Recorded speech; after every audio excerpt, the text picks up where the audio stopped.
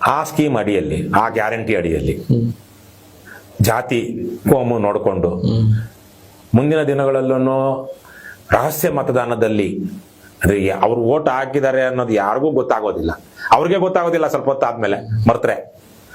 ಅಂತಹ ರಹಸ್ಯ ಮತದಾನದಲ್ಲಿ ಪ್ರಾಮಾಣಿಕರನ್ನ ಆಯ್ಕೆ ಮಾಡಿಕೊಳ್ಳದೆ ಭ್ರಷ್ಟರನ್ನ ನೀಚರನ್ನ ಆಯ್ಕೆ ಮಾಡಿಕೊಂಡ್ರೆ ನಮ್ಮ ಪಾತ್ರ ಏನಿರುತ್ತೋ ಅದೇ ಇರುತ್ತೆ.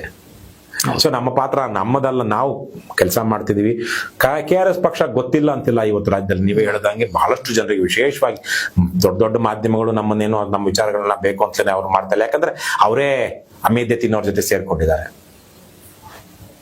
ವೃತ್ತಿ ಧರ್ಮ ಇದ್ದಿದ್ರೆ KRS ಪಕ್ಷದ ಎಷ್ಟೋ ಹೋರಾಟಗಳು ಇವತ್ತು ರಾಜ್ಯದಲ್ಲಿ ಟಿವಿಗಳ ಮೂಲಕ, ಪತ್ರಿಕೆಗಳ ಮೂಲಕ ಗೊತ್ತಾಗಬೇಕಾಗಿತ್ತು. ಇವತ್ತು ಎಷ್ಟೋ ಕಡೆ ಪ್ರೆಸ್ ಮೀಟ್ ಮಾಡಿದ್ರೆ ಜೇಬಲ್ ದುಡ್ಲಿಲ್ಲ ಅಂದ್ರೆ ಹಾಕಲ್ಲ. ನಾವಂತೂ ಇಲ್ಲ, ಪ್ರೆಸ್ ಮೀಟು, ಪ್ರೆಸ್ ಕ್ಲಬ್ಗೆ 500 ರೂಪಾಯಿ 1000 ರೂಪಾಯಿ ಬಿಲ್ ಇರುತ್ತೆ, ನಾವು ಕೊಡ್ತೀವಿ.